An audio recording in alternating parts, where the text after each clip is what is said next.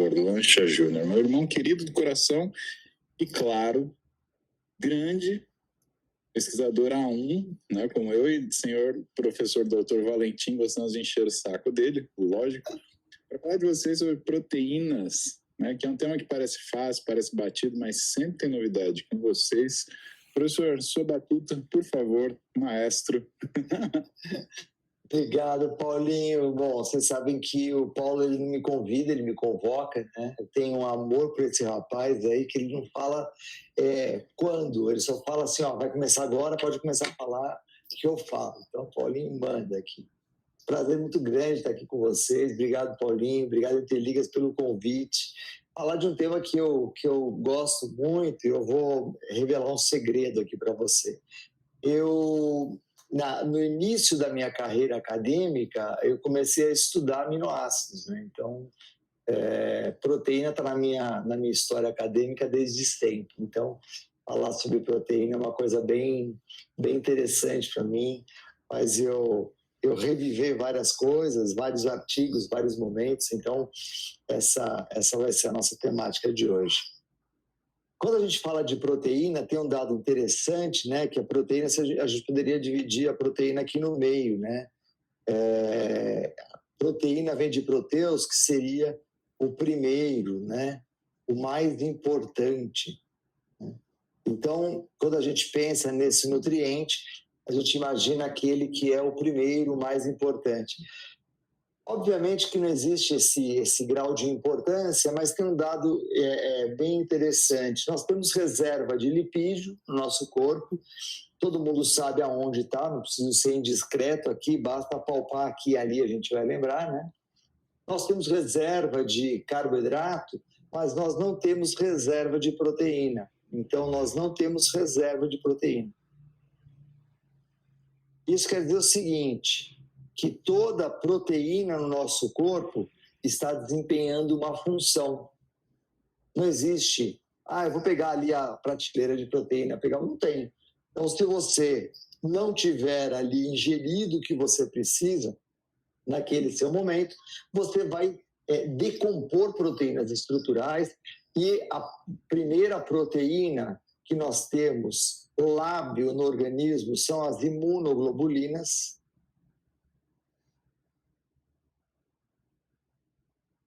As imunoglobulinas, elas têm o papel de, ao serem degradadas, entregarem para o nosso organismo toda a base nitrogenada que elas possuem.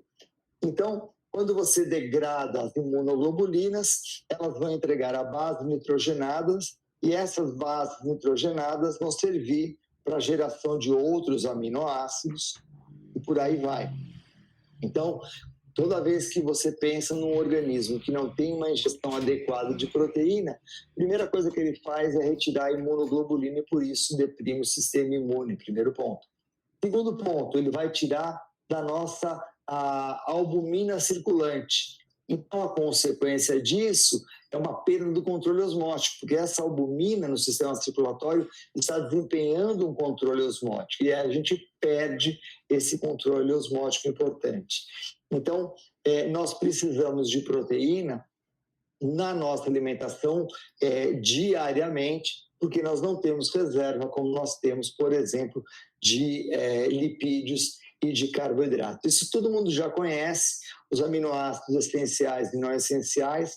A diferença é que nós temos os essenciais, nós não produzimos, esses daqui nós não produzimos, porém, não quer dizer que eles são mais importantes do que os não essenciais, né?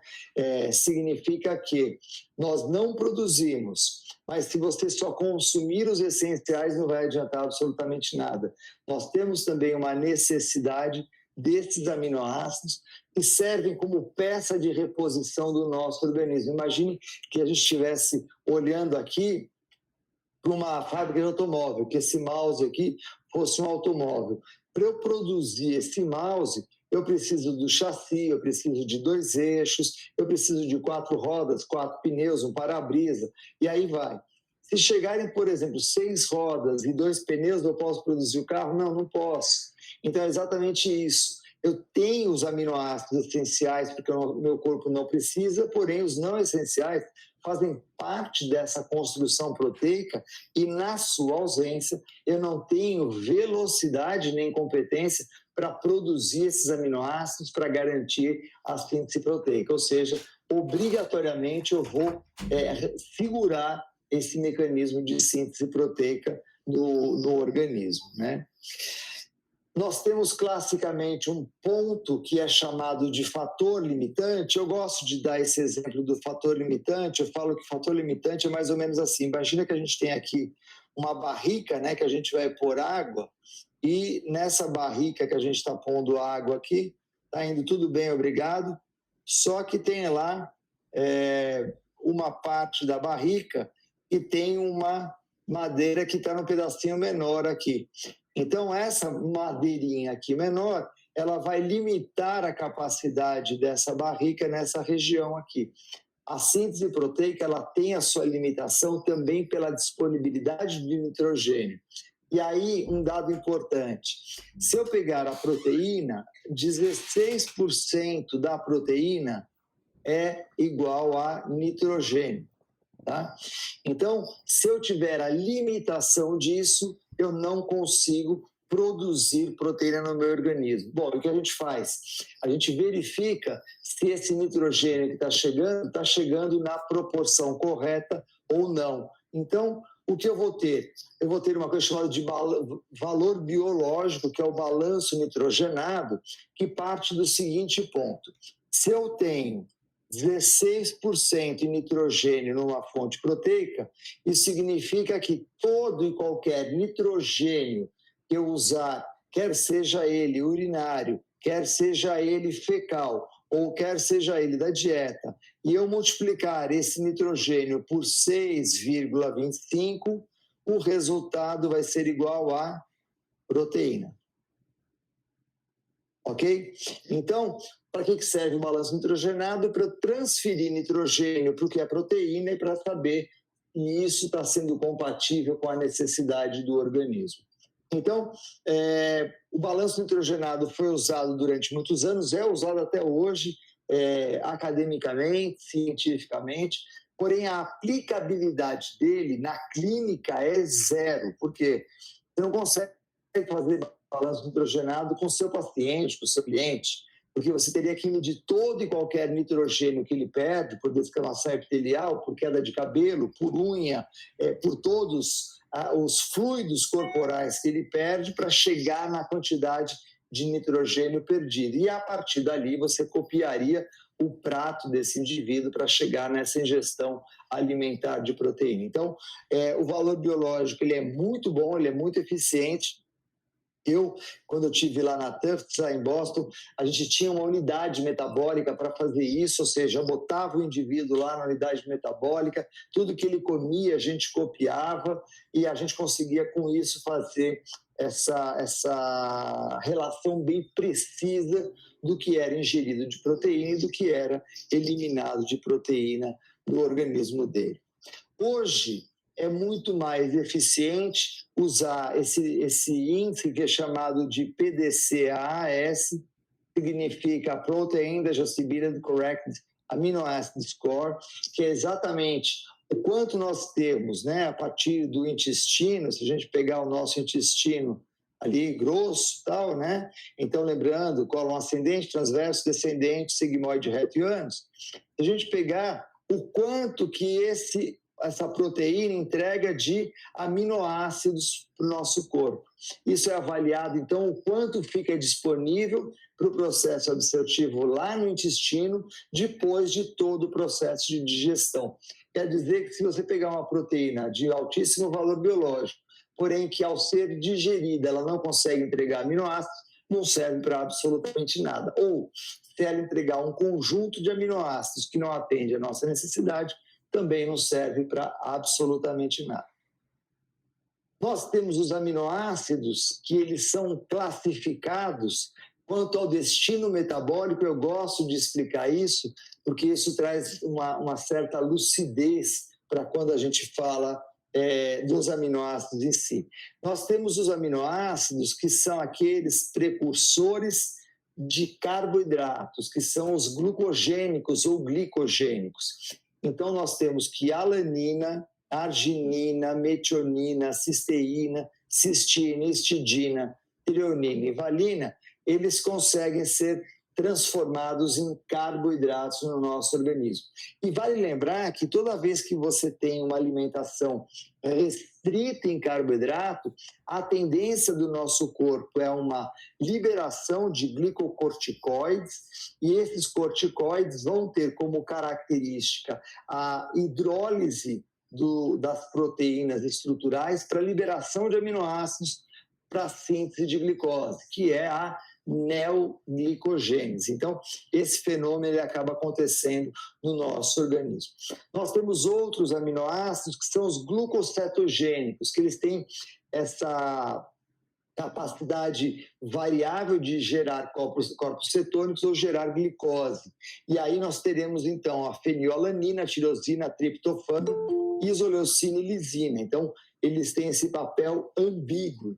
E nós temos um aminoácido que é um aminoácido cetogênico puro e simples, que é a leucina.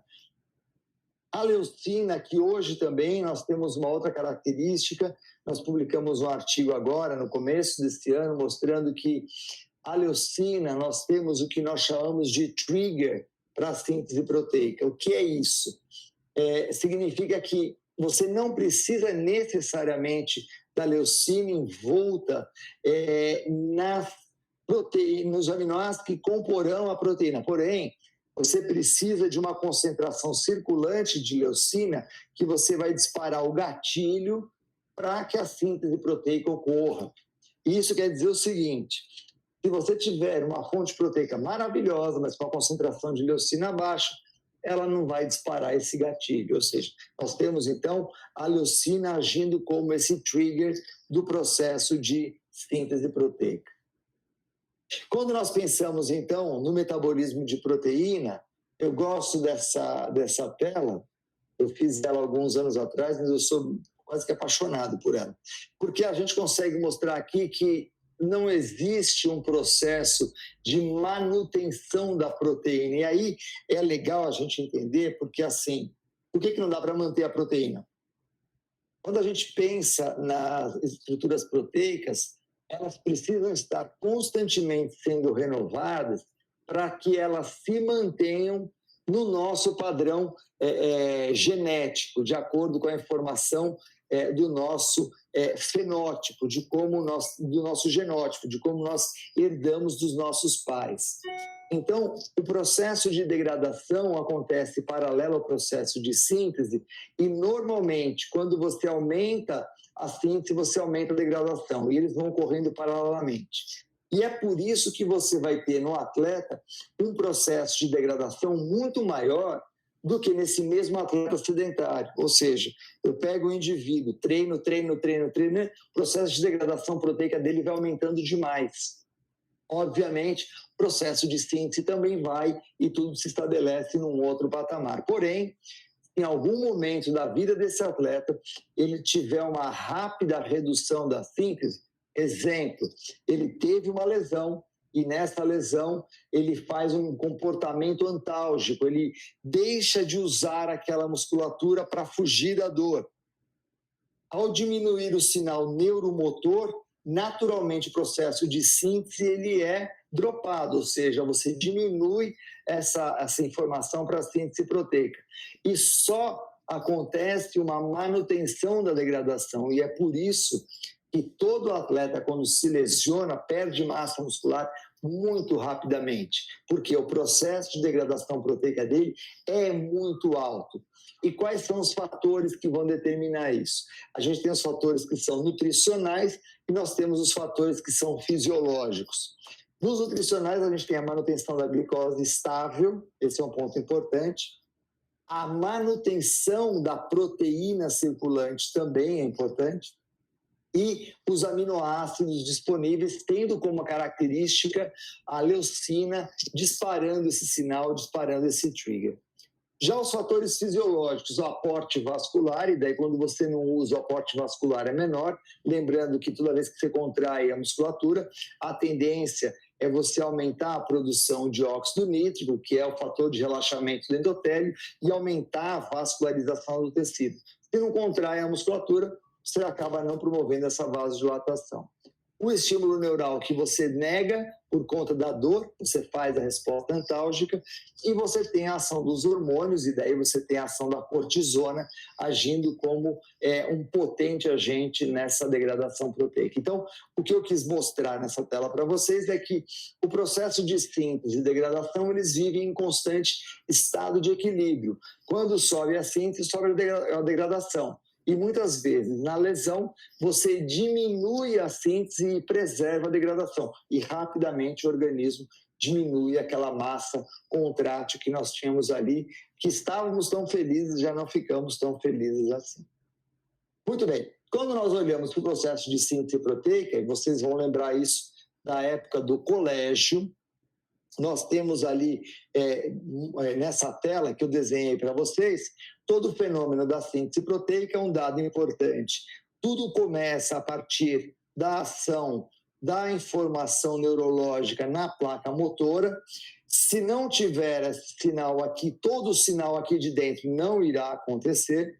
A partir desse momento que eu tenho a sinalização, eu começo a disparar vários fenômenos aqui dentro. Primeiro ponto, eu aumento a liberação de cálcio, ativo proteases neutras cálcio dependente. Essas proteases vão degradar proteínas que não estão sendo utilizadas aqui dentro, colaborando para aumentar o pool de aminoácidos. Bom, qual o objetivo disso? Vocês vão perceber agora.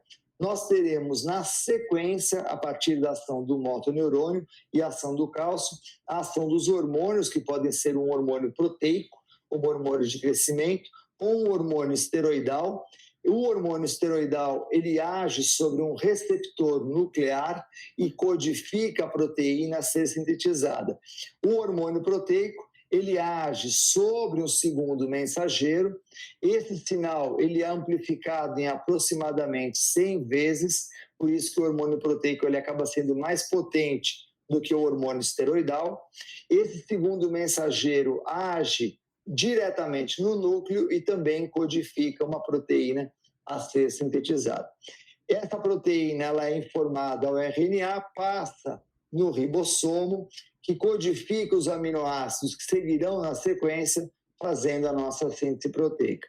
Isso quer dizer o seguinte, que a ação de um hormônio proteico é mais potente que de um hormônio esteroidal, porém a de um hormônio esteroidal é mais rápido que a de um hormônio proteico. Então, nós temos que esse hormônio aqui, ele acaba agindo mais rapidamente e esse acaba agindo mais potentemente. Essas seriam as diferenças que nós teríamos entre os dois.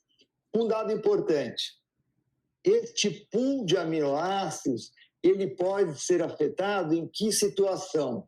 Ele pode ser afetado toda vez que eu tiver uma redução da minha concentração de glicose circulante. Toda vez que eu tiver a redução da glicose circulante, esse pool de aminoácidos ele é destinado para o sistema circulatório. Quando eu tenho uma recuperação do aporte circulatório, essa glicose faz com que os aminoácidos sejam destinados para dentro da célula. Então, se eu quero manter um pool de aminoácidos ok, eu preciso preservar a minha glicemia. Glicemia baixa sequestra aminoácidos. Glicemia normal, alta, importa aminoácidos, ou seja, o músculo ganha aminoácidos no pool, ok? Muito bem. Como acontece o processo hipertrófico?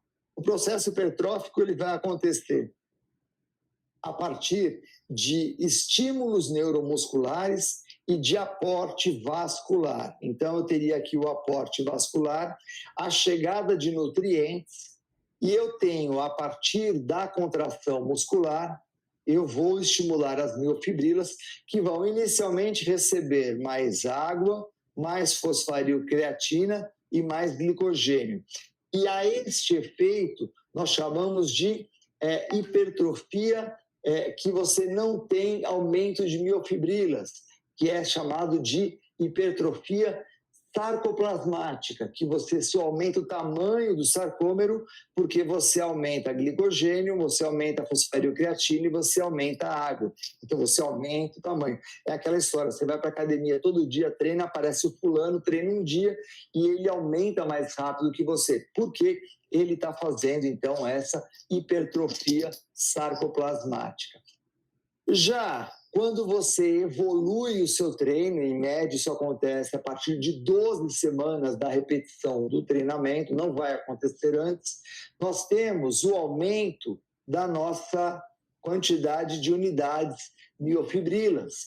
E aí a gente tem a hipertrofia miofibrilar. Aí sim você tem o aumento de força. Então, até então, você não tinha aumento de força. Mas espera aí, Lancha, aumentou a reserva de fosfarilcreatina, se eu der creatina para aquele indivíduo e ele aumentar essa reserva de fosfarilcreatina, ele não aumenta a força? Não. Ele vai aumentar a capacidade de tolerar uma contração intensa por um período mais prolongado, mas ele não aumentará a carga. Ele mantém aquela carga alta em maior número de contrações, mas ele não promove aumento da carga, e esse é o ponto mais importante para ele. Como que acontece, então, a degradação proteica?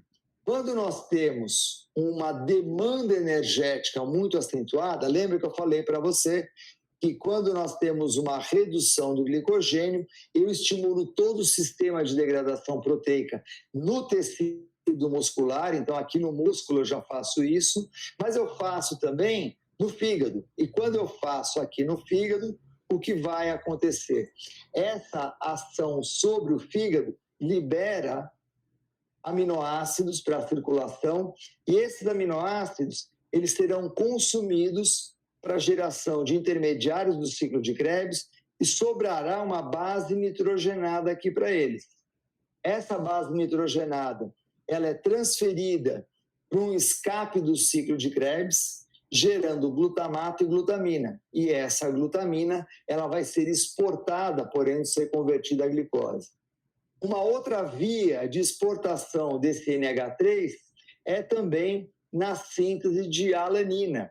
Eu posso exportar esse NH3 até piruvato, liga a alanina, essa alanina vai até o fígado, no fígado perde o NH3, volta a piruvato, e esse piruvato ele volta então para a circulação como glicose.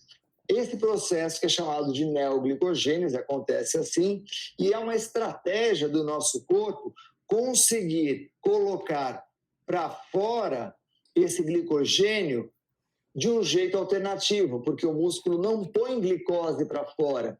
O músculo não tem a enzima glicose 6-fosfatase. Somente o fígado possui a glicose 6-fosfatase. Porém, o músculo faz o quê? Pega esse glicogênio, degrada até piruvato, transforma até alanina, e essa alanina vai até o fígado, gerando glicose, que volta, então, para a musculatura. Toda vez que você priva o indivíduo da ingestão de carboidratos, obrigatoriamente esse fenômeno ele vai acontecer. E aí um dado interessante, os aminoácidos eles participam de vias de fornecimento de energia? Sim. Quais vias que eles participam? Por exemplo, os aminoácidos, como as aspartatas paragina, eles são precursores de oxalacetato. Quando você faz uma atividade física muito intensa, você transforma piruvato em lactato numa estratégia pura e simples para transformar NADH em NAD. Porém, se eu tenho os aminoácidos participando dessa via alternativa, o que acontece? Esses aminoácidos geram oxalacetato, esse oxalacetato transforma NADH em NAD e ele vai até malato. Esse malato vai para dentro da mitocôndria e é utilizado lá pelo Calvin Klein, não, pelo ciclo de Krebs. E aí acaba fornecendo energia no nosso tecido muscular com uma vantagem, converter o NADH a NAD sem gerar lactato, ou seja, diminuindo a acidose. Mas aí você deve estar perguntando, Lancha, isso aí acontece? Acontece. Está aí, ó.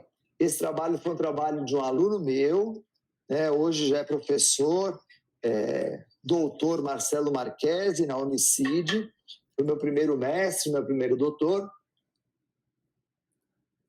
Fez aniversário segunda-feira, fez 55 anos. Vocês verem como eu sou velhinho, eu já tenho aluno doutor com 55 anos. Então, Marcelo fez esse trabalho dele, e aí o que ele demonstrou nesse trabalho dele foi uma coisa super bacana. Nós suplementamos com esses 2 aminoácidos, nós fazemos um teste de esforço contínuo, descontínuo, e aí a gente fazia um teste de tolerância ao esforço, dava esses aminoácidos e media o tempo até a fadiga e a concentração de lactato. Olha que interessante. A concentração de lactato no grupo suplementado foi menor e o tempo de tolerância ao esforço no grupo suplementado foi maior. Ou seja, eles nadaram mais tempo e tiveram menos lactato. Já o grupo controle teve mais lactato e nadou menos tempo. Então, o que a gente mostra com isso? Que numa situação de esforço extremo, onde você teria acidose, os aminoácidos também agem como tamponantes. Então, a gente fala muito da beta-alanina, a gente publicou bastante artigos sobre beta-alanina. É verdade, ela vai gerar sarcosina, ela vai gerar carnosina, a carnosina vai gerar um tamponante, porém, nós temos outros aminoácidos fazendo isso há muito mais tempo. No caso, as aspartato-asparagina também agem como verdadeiros tamponantes, impedindo a geração de lactato na atividade física mais intensa. Em relação à fadiga central, é uma coisa bem interessante. Nós publicamos há alguns anos atrás esse trabalho junto com o Jacques, né? O Jacques é um grande amigo belga, um pesquisador belga interessantíssimo, faleceu agora no mês de fevereiro. A gente estava lá na França, quando ele faleceu, aos 89 anos, um gênio. Ele foi um indivíduo a criar praticamente a bioquímica do exercício, ele que fundou o International Biochemistry of Exercise Conference, IBEC, que nós tivemos aqui no Brasil em 2015. E nesse trabalho, o que a gente demonstrou, que nós temos 2 mecanismos de fadiga, o que seria a fadiga central e o que seria a fadiga periférica. A fadiga periférica, ela está muito ligada à alteração das fontes de energia, enquanto que a fadiga central, ela tem 2 mecanismos destacados, a fadiga cortical e a fadiga que acontece subcortical, e a gente vai falar melhor sobre isso. Uma delas é exatamente aqui no hipotálamo, onde nós teríamos um mecanismo onde a deficiência de glicose associada ao aumento de adenosina induziria os mecanismos de fadiga.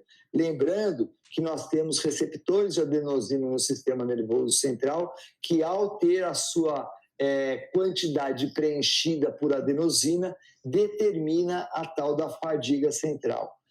É exatamente mecanismos competitivos nesses receptores que diminui esse mecanismo. Um dos processos que faz isso é a cafeína. A cafeína se liga a esses receptores e diminui a fadiga central. Mas cafeína é tema para outra conversa, só falando que existe para vocês acharem que não existe. O modelo que foi inicialmente descrito por Nilsholm em 92, vou contar uma história rapidinha para vocês. O Nilsholm, ele era um maratonista, ele era também um bioquímico de grande competência. O Eric, ele herdou a cadeira que foi do Krebs, na Universidade de Oxford. Ele, na verdade, foi orientando do Krebs. O meu orientador de doutorado, o Rui Cury, foi orientando do Eric, e eu fui orientando do Rui.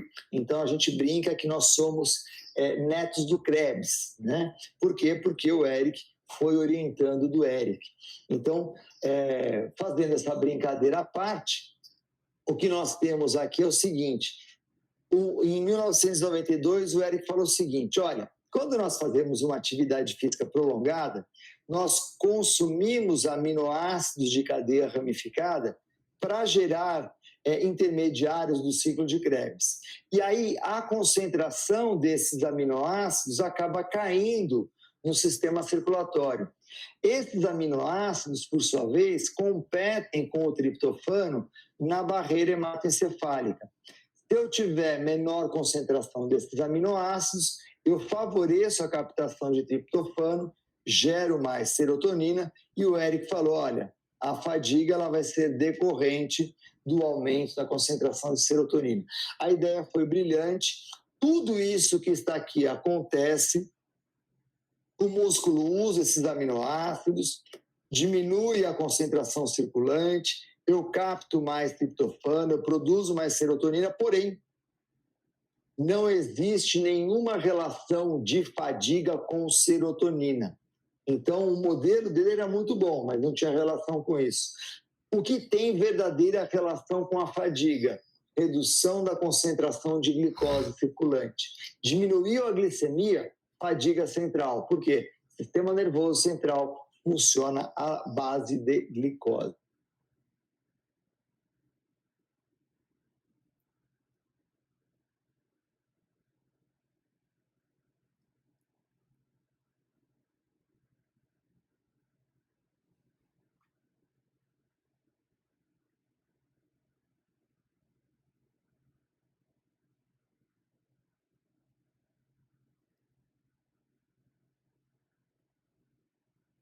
Nós fizemos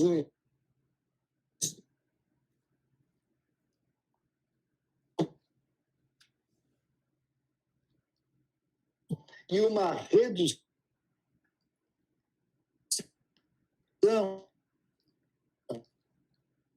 do glicogênio hepático, lembre-se,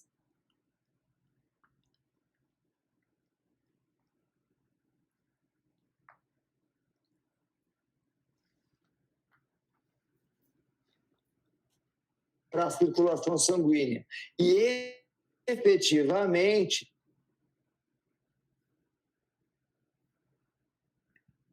a concentração à base de glicose.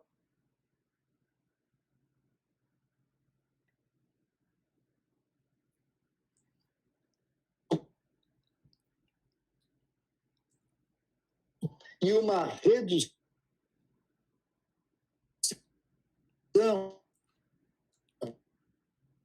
do glicogênio hepático, lembre-se,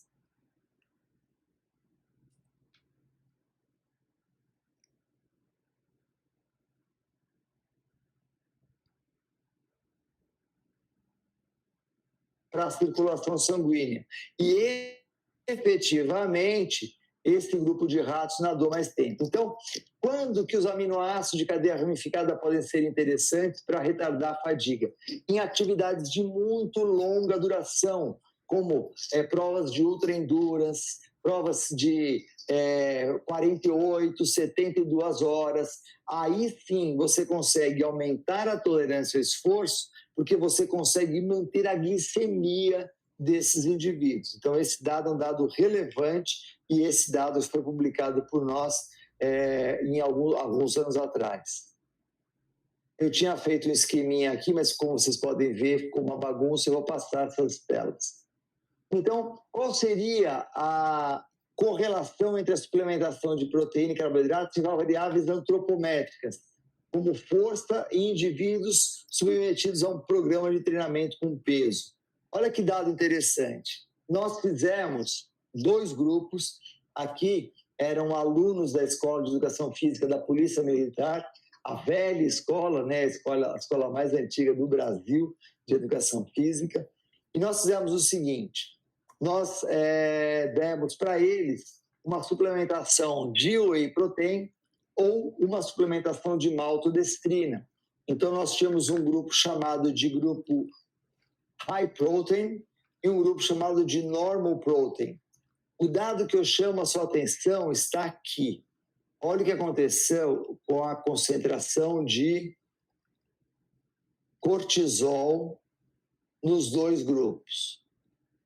No grupo hiperproteica, houve um aumento da concentração de cortisol, enquanto que no normoproteica houve uma redução. O que a gente analisa nesse sentido?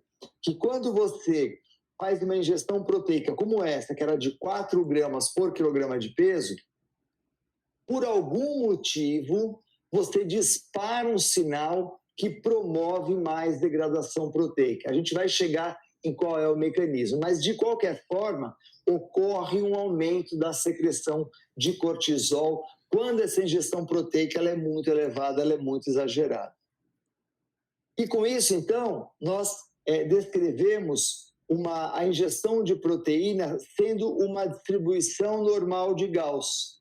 E nós teríamos o ponto ótimo, que ficaria entre 1,8 e 2,2 gramas, e que, ficando esse intervalo muito abaixo ou muito acima, os resultados poderiam ser semelhantes. Então, ter muita proteína ou ter pouca proteína, o resultado poderia ser igual para o nosso organismo. Existiria uma explicação para isso que até então nós não sabíamos. Isso em 2005 a gente não sabia, né? Mas existe alguma possibilidade. E a gente vai entrar nessas explicações. Entrando agora especificamente para falar sobre isso, falando das estruturas musculares envolvidas no processo de hipertrofia. E aí eu chamo a sua atenção que normalmente quando a gente olha para o ganho de massa muscular, a gente olha somente para o músculo. Porém, nós temos os tecidos acessórios do músculo. Então, o músculo ele tem normalmente uma taxa metabólica alta, é a segunda taxa metabólica, perdendo apenas para as células do sistema nervoso central. O tendão tem uma taxa metabólica mediana. O osso tem uma taxa metabólica mais alta que a do tendão, porém menor que a do músculo, e as articulações, pela sua composição, têm ali um estado de equilíbrio. Eu chamo a sua atenção para um dado importante. Quando eu olho para esse conjunto todo que é promovido, até peguei um livro para mostrar para vocês, o que acontece em relação ao tendão e aos tecidos acessórios. Então, eu peguei aqui esse livro de histologia que eu gosto muito, Histology, do Weiss e do Grip, para mostrar, não sei se vocês estão vendo aqui, se vocês estiverem vendo, mas se não tiver eu vou contar para vocês. Nessa tela, nessa imagem que eu peguei para mostrar para vocês, fala o seguinte: no tecido como tendão, como fáscia, nós não temos aporte vascular, ou seja, não chega sangue nesses tecidos. E aí, o que acontece? O que acontece é que você, estimulando o tecido muscular, todo o processo de síntese e degradação é muito rápido. Já tendão e fáscia é um processo muito lento. São tecidos que se enriquecem nutricionalmente pelo aporte dos demais. Então, eles dependem da vascularização dos outros. O que eu quero dizer com isso? Que toda vez que você tem uma evolução muito rápida do tecido contrátil, lembre-se que ele está envelopado num tecido que não tem aporte vascular. E ele vai responder mais lentamente, aumentando a chance de você ter exatamente os processos inflamatórios nesses tecidos: fáscia, fascite, tendão, tendinite, periósteo, periostite, porque são tecidos que têm um aporte vascular muito pequeno, para não falar nulo. Então, prestem atenção nessa imagem, guardem essa informação, que essa resposta metabólica ela é diretamente proporcional ao aporte vascular que nós temos, ou melhor, que nós não temos. Quais são os tipos de contração que nós temos? Nós temos uma contração chamada de isotônica. Contração isotônica é aquela que nós mais fazemos. Então, que você tem a contração, você tem o aumento da parte ventral do músculo e você tem a contração que tem esse aumento da parte ventral e você tem a contração que você tem a redução da parte ventral. Quando você aumenta é chamado de contração concêntrica, quando você diminui é chamado de contração excêntrica. Nós temos a contração isométrica, onde o comprimento muscular fica constante, e nós temos a contração muscular que se mantém a velocidade, que é a isocinética, que a gente tem muito isso no movimento na água. Se você tentar fazer um movimento rápido, a resistência da água aumenta, você acaba sempre fazendo o movimento na mesma velocidade. Então, são 3 contrações distintas que fazem estímulos completamente diferentes. E aí, o que é interessante você entender para a nossa aula de hoje, que quando nós fazemos uma contração excêntrica, esse risco de lesão, ele aumenta muito mais. Então, o que a gente tem aqui, depois o Paulinho pode explicar com mais detalhes e mais competência do que eu, essa lesão aqui do peitoral, mas é exatamente no momento da contração excêntrica, quando você precisa fazer com que o seu músculo mantenha a tensão e, ao mesmo tempo, ele vá se alongando. Então, aumenta o risco de lesão. As lesões, elas são muito mais frequentes nesse tipo de contração do que na contração concêntrica. Tá? Acontece muito esse tipo de lesão também quando você dispara um sinal reflexo nas terminações de Golgi por Purkinje. Por exemplo, jogador de futebol, ele vai lá e estende muito a perna para alcançar uma bola numa posição muito alta. Na hora que ele estende a musculatura posterior de coxa, ele dá uma informação de Golgi por Purkinje que contrai e ele faz a lesão. Tá? Então, é o tipo de contração que mais propicia lesão, é a contração excêntrica. Tá? Um dado importante, sempre que a gente fala em degradação proteica, lembre-se de que ela tem uma relação direta com a menor glicemia. O que eu quero dizer? Quanto menor a glicemia, maior a proteólise. Quanto maior a glicemia, menor a proteólise. Se você quer preservar a proteína do seu cliente, do seu atleta, do seu paciente, mantenha a glicemia dele estável, porque você diminui os sinais para a degradação proteica. Nessa tela que vocês estão vendo, olha que dado interessante. Foi colocado em cultura um M-diafragma, metade do diafragma, e houve um aumento da liberação de alanina. Lembrando que a alanina é precursora de glicose, faz neoglicogênese. O único que foi positivo, todos os outros foram negativos. Então, quando você coloca ali glicose e insulina, os aminoácidos são captados pelo músculo. Quando você retira, eles fazem a degradação e aumentam o aporte de alanina. Então, o que a gente precisa para garantir a síntese proteica? Manutenção da glicemia. Manteve a glicemia, você mantém essa síntese proteica ativada.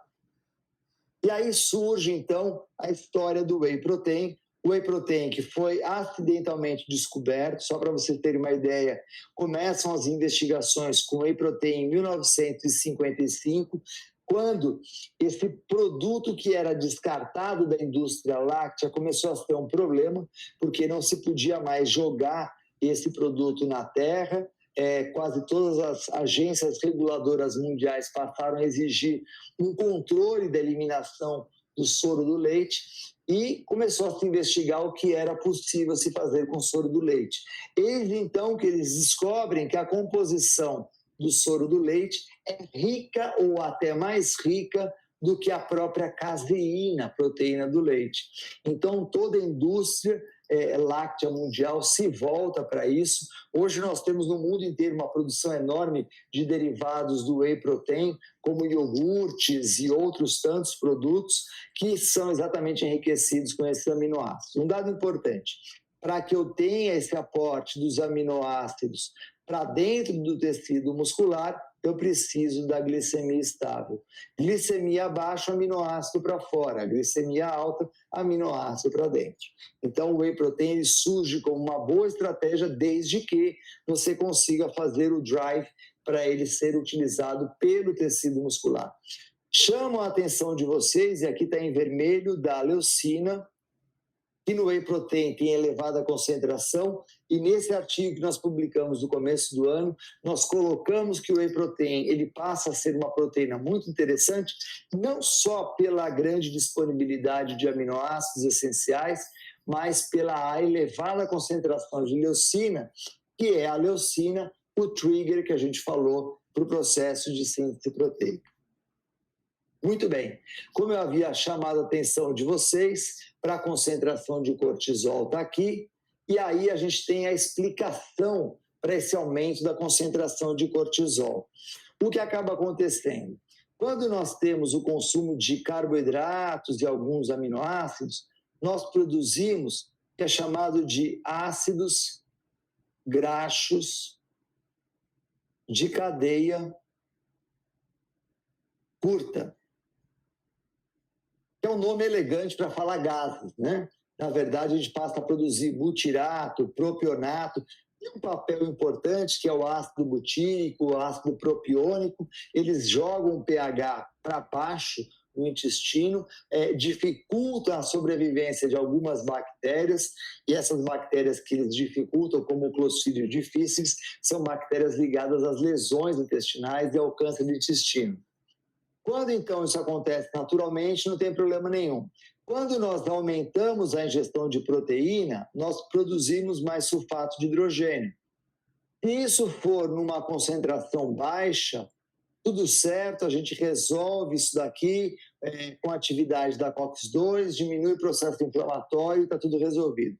Já quando isso daqui é muito alto, o que acaba acontecendo é o disparo de um sinal pró-inflamatório, isso vai ativar RNA mensageiro, aumentando citocinas pró-inflamatórias, principalmente interleucina 6, TNF-alfa, e isso gera uma inflamação de baixo grau. Essa inflamação de baixo grau vai repercutir, como consequência, na secreção de cortisol. E aí a gente passa a ter o objetivo oposto ao que nós queríamos. Aumentar a ingestão de proteína para aumentar a síntese, nós promovemos aumento de cortisol e aí nós teremos como consequência a redução do processo de síntese proteica.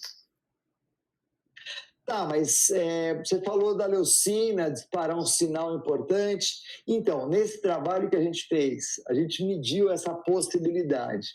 O que nós temos? Nós temos que, quando você contrai a musculatura, você dispara não só o sinal elétrico para a contração, isso é fato, isso é óbvio, né? Nós temos aqui o sinal mecânico disparando, aumentando o cálcio, enfim, fazendo a contração. Mas nós temos também no sinal mecânico o aumento da liberação de Insulin-like Growth Factor, de IGF. Essa liberação, que é uma ação autócrina, como autócrina, a célula muscular produz IGF, libera, e esse IGF ele é captado pelo receptor de IGF. Daí ele vai estimular IRS1, PI3 quinase, AKT, mTOR, P70, S6K e vai estimular a síntese proteica. Então, o sinal mecânico é esse. O dado interessante é que a leucina também está presente fazendo esse mesmo evento. Então, uma das hipóteses que nós temos é que existe uma concentração de leucina aqui, que ela vai funcionar como o nosso trigger. Vai ser esse gatilho que vai promover a síntese proteica. A gente escreveu isso em 2 artigos já faz um certo tempinho, mas ele mostra exatamente como ocorre esse fenômeno que nós chamamos de trigger, que é disparado pela leucina, a leucina que teria um papel adjuvante no processo de síntese proteica. Nesse artigo aqui a gente descreve isso. Nesse trabalho do Eric, do Stuart Phillips, ele fala uma coisa interessante que é o seguinte: toda vez que a gente pensa em síntese e degradação proteica, nós teremos essa tendência aqui. Eu faço o consumo de proteína na refeição, eu vou estimular a síntese. Diminui a concentração, eu aumento a degradação. Daí eu consumo novamente proteína, eu estimulo a síntese. Tem um período sem alimentar, eu estimulo a degradação. Novamente consumo a proteína, estimulo a síntese. O que acaba acontecendo? Eu vou ter sempre uma resposta oposta à síntese, que é o breakdown. Se eu tiver fracionado maior número de refeições, contendo proteína, essa curva ela ficaria não do jeito que está aqui, mas ela ficaria com flutuações mais discretas, tendo a distância entre o pico e o vale cada vez menor, como se fosse uma linha reta, sem ser, obviamente, mas ficando pico e vale mais ou menos na mesma tendência. Então, esse é o dado que a gente considera relevante para a questão da ingestão proteica. Nesse artigo que nós medimos a necessidade de proteína para conseguir o balanço nitrogenado, olha que dado interessante. Nós não encontramos na literatura nenhum artigo que referende um consumo maior do que 2 gramas de proteína por quilograma de peso. Por quê?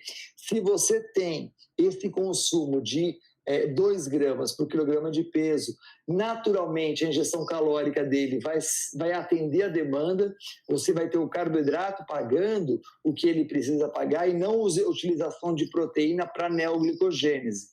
Então, hoje nós temos clareza que essa ingestão de até 2 gramas de proteína por quilograma de peso, ela tem uma base de sustentação. A partir dali, nós temos mais mito do que ciência. Então, a ciência não corrobora com nenhum consumo acima disso. Um dado que nós consideramos importante é essa descrição que foi feita pelo Rosenberg, que era o pesquisador lá da Tufts, brilhante, por sinal.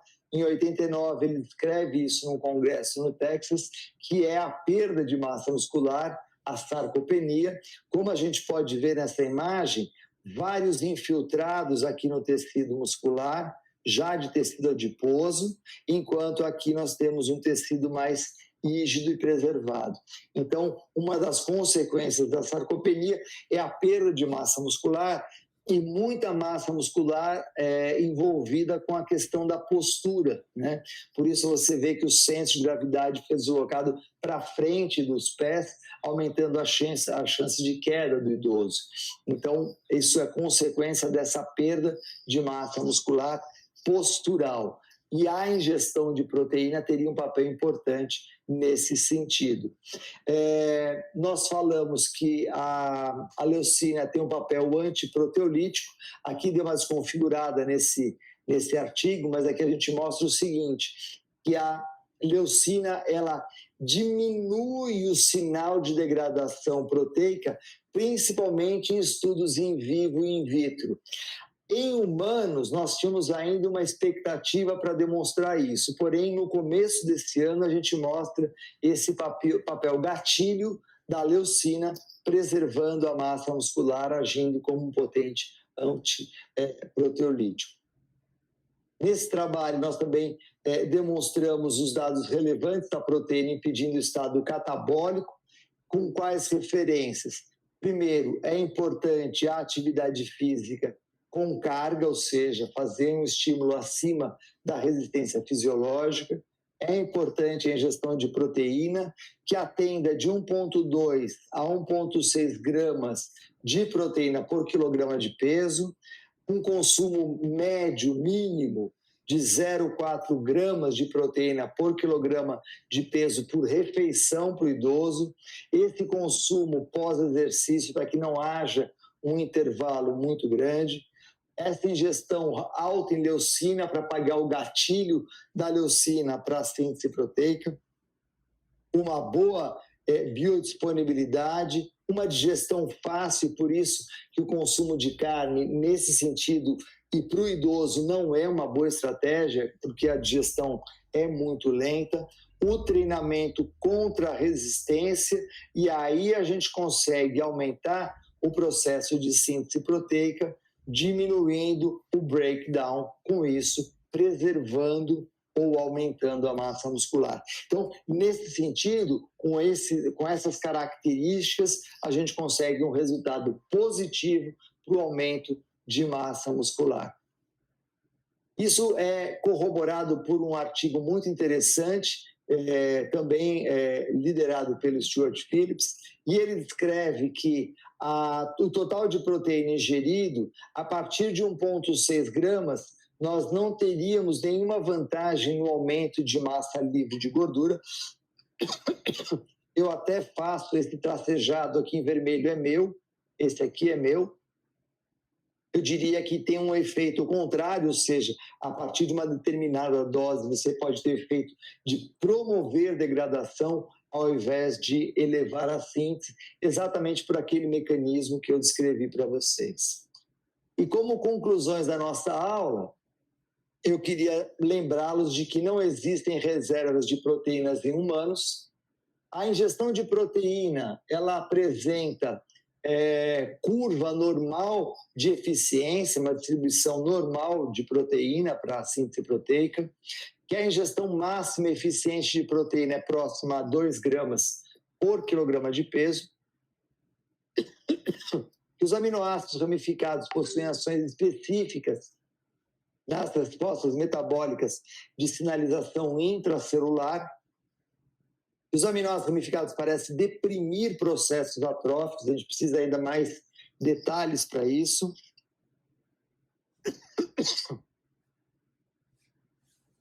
Existe um aminoácido derivado, que é a beta-alanina, que age como um tamponante importante, né, que gerando carnosina.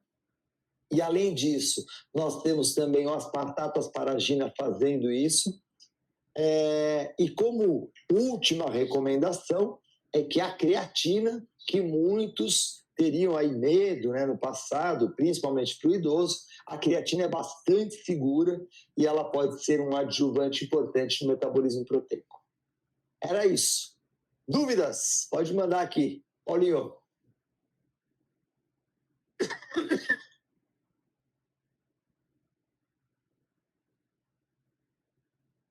Ju, eu acho que dúvidas, né, não dá para ter dúvida na sua aula, tem que ter dúvida nessa área de conhecimento que todo mundo acha que já está acabado, que é simplesmente consumir proteína e vamos que vamos, né?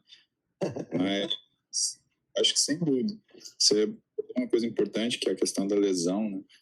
E é uma das coisas que a gente fica, inclusive, na dieta numa fase de recuperação inicial. A gente coloca sempre um pouquinho a mais de proteína.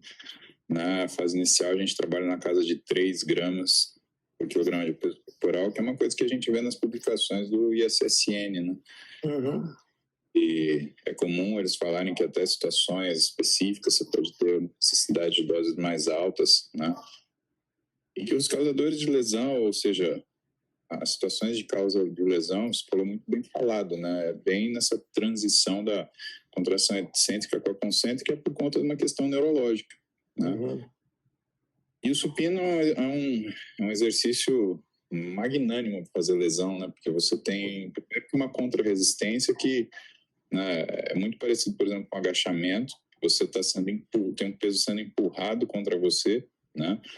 E que você faz aquele efeito mola, né? Você usa o que é a componente elástica do músculo além do que a força. Então, a sensação que a gente tem é aquele mecanismo de arrebentar o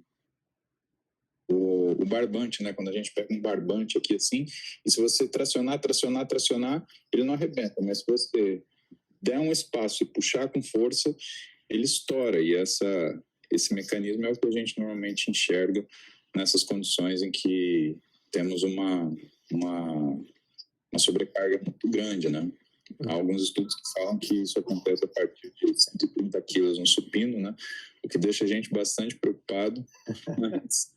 E que aparentemente é verdade, viu, Ju? Porque é um exercício que eu fiquei com medo de fazer. Teve um ano que eu fiz 3 rupturas na sequência, e também a importância de você ter um treinador pessoal, principalmente para fazer esse tipo de exercício quando você está trabalhando em sobrecarga, porque aquilo que me salvou de não fazer uma ruptura completa foi justamente ter alguém fazendo o trabalho de spotting, né? Então, um treinador, um spotter, né? Quando ele sentiu que o movimento parou, né, eu falei, imediatamente ele segurou, né? Porque aí você tem que ter, não é forçar, é você deixar descer e apoiar no peito, né? Porque se você forçar, você provoca a ruptura completa. Ainda bem que para mim a gente conseguiu consertar, foi muito bom. Foi, graças ao bom Deus, bom Deus é uma ótima proteína, né? repercussão negativa, mas pô, que aula sensacional. Você já machucou alguma coisa? Putz! Agora que a gente estava lá na França, eu tinha machucado posterior de coxa, né? E aí estava bem, melhorei, estava recuperando, eu estava dando uma corridinha com a Lu, eu dei uma tropeçada, daí para não cair eu estendi a perna de novo. Daí mais 2 semanas fui para recuperar, estava indo bem, evoluindo bem, voltando a correr, daí o dia que a Lu caiu correndo, na hora que ela caiu, eu dei uma pastada mais longa para ajudar ela. De novo, machucou. Mesmo lugar. Então foram 2 vezes a mesma lesão. E aí eu voltei a correr semana passada. Caramba. Eu não estava correndo. Eu estava sem correr já uns 2 meses quase. Correndo mais ou menos. Sabe que musculatura que tem essa fibra mais longitudinal, né? Não é uma musculatura penada, ela também tem lesão, né? Então o pessoal pergunta, pô, mas você está falando quadríceps, peitoral, tríceps, né? Geralmente a musculatura que é penada, ela machuca justamente pela força que o músculo tem. Então ela normalmente machuca na execução, né? E justamente nessa transição da excêntrica para concêntrica. A musculatura longitudinal, bíceps, posterior de coxa, né? Isquiotibial, ele machuca geralmente em acidentes onde você tem ele agindo como um desacelerador. Então, o bíceps ele rompe principalmente quando a gente vê isso muito em boxe certo, né? Quando ele passa aquele soco cruzado no vazio, geralmente você faz uma lesão de bíceps, principalmente lesão proximal. E o posterior de coxa é clássico, né? Esse mecanismo que o jogador de futebol vai chutar a bola e o posterior de coxa é o limitante do movimento. Isso. A exceção, né, do bíceps, por exemplo, é muito comum lesão nos exercícios de levantamento terra, né? Porque funciona igual, por exemplo, o peitoral, e a pessoa ela tem aquele instinto de querer fazer a carga subir, faz o quê? Ela faz a flexão do cotovelo. E no final do movimento, quando ela está relaxando o que é essa flexão do cotovelo, pumba, aí faz a lesão e aí é bíceps distal, uma coisa que a gente opera com bastante frequência. É mesmo? Pô, é quase uma semana, Ju. E é interessante porque é uma lesão provocada por um erro biomecânico, né? Se ela fizesse o trabalho todo na coxa, só segurando e fazendo o movimento final, né? Aí ela não sentiria tanto, né? E você vê quem que se machuca, né? Ou é a pessoa muito iniciante, que ainda não tem um controle motor mais aprimorado, ou é o sujeito muito experiente, porque ele vai fazendo, ou ele vai anulando ao longo do tempo a resposta neurológica do corpúsculo de Golgi, né? Ele perde principalmente a nossa capacidade de desligar o músculo quando ele sofre uma sobretensão, né? Enquanto a pessoa que é iniciante, né, quando ela tem ação do corpúsculo de Golgi, ela desliga o músculo e aí ela protege do rompimento. O cara que é muito treinado, ele acaba não tendo esse mesmo reflexo e aí, infelizmente, né, culmina numa lesão. E aí tende a ser uma lesão mais de transição miotendínea, né, que são as lesões mais chatinhas para a gente corrigir. Mais difíceis de resolver, né? Porque quando você faz a avulsão do tendão, né, você também tem uma facilidade maior que você refazer a êntese, né? E refazer a êntese é razoavelmente, tecnicamente, mais simples do que você, teoricamente, suturar um músculo, né? E aí tem outras coisas também. Quando a gente coloca esteroide nessa situação, que a gente percebe que as lesões elas tendem a ser mais proximais, né? Então você tem uma lesão mais perto do que a transição miotendínea, e quando você não tem uso de esteroide, a lesão tende a ser mais distal, é mais do tendão mesmo, né? Olha que interessante, Paulinho. E tem uma coisa muito bacana que é na formação desse tecido, que é o tecido tendinoso. Eu estava até vendo aqui hoje, antes do nosso simpósio, da nossa aula, a formação do tecido colaginoso do tendão, ele é comprometido quando você tem aumento de colesterol. Então, se você pegar indivíduos que têm o colesterol alto historicamente ou até familiar, eles têm mais tendência a ter lesão de tendão. Faz todo sentido. Se você pensar que tem que existir uma underlying cause para você ter uma hipercolesterolemia, como, por exemplo, função inflamatória sistêmica, aí você começa já a juntar outras coisas. Bom, a pessoa que tem uma inflamação sistêmica aumentada, ela também tem uma diminuição da produção de hormônios. Ela tem uma diminuição de produção de hormônio, no caso do homem, por exemplo, ele tem uma diminuição absurda na produção de estradiol. O estradiol é protetor para a lesão tendinosa. Sim, sim. E aí você começa a ter essa associação. Outra coisa é quando você tem, por exemplo, o uso de esteroides que são derivados de DHT. Né? Então, zolol, oxandrolona, metenolona, que é o primobolan, ou o pessoal que gosta de drogas mais fortes ainda, masteron, trembolona, acaba tendo uma chance muito grande de fazer essa lesão por causa dessa grande discrepância que existe entre androgênios e estrogênios, né? É uma lesão que não é só a carência do estradiol, mas é a desproporção muito grande que causa em estruturas que são avasculares, né? O tendão, ele é praticamente avascular. Você, na realidade, tem a nutrição dele feita pelo peritendão, que guarda líquido que vai nutrir esse tendão. E é legal isso que você falou, né? Porque você vê, é um aporte nutricional muito particular que não é a frequência dos demais tendões, né? Por isso que a gente sempre fala dos fatores que são fatores, né, produtores de colágeno, né? Então, você consumir vitamina C, você, de preferência, limitar o que é essa resposta inflamatória, que são hábitos. Então, tabagismo. Pra você ter uma ideia, tabagismo, ele aumenta o risco em 5 vezes de você fazer uma lesão de bíceps.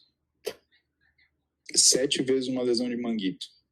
E assim, manguito principalmente a vascular, né? Todo o tendão dele está dentro do ombro, está envolvido lá para uma carapaça de praticamente de osso, que é a superfície do acrômio. Então, é um lugar de fragilidade, né? Então, a gente começa a correlacionar uma coisa com outra e você fala, putz, por isso que eu machuquei. E aí você percebe que a lesão do tendão, ela é derivada de uma doença sistêmica, que é o enfraquecimento de todas as estruturas derivadas de colágeno 1 e 2. Não, é muito interessante. Não, eu acho, assim, você vai falando, eu vou vendo a história acontecendo aqui. Eu acho demais, muito legal. Ju, sensacional, obrigado. Depois a gente vai separar as perguntas aqui para gravar para o pessoal as respostas. Tá, lógico, o maior prazer do mundo. Podemos despedir da galera aqui e finalizado mais uma aula do Interligas. Obrigado, Paulinho. Obrigado a toda a equipe do Interligas. Obrigado aos alunos que estiveram aqui com a gente. Prazer enorme. Beijo. Beijo grande, Ju. Obrigado. Tchau, Paulinho. Tchau.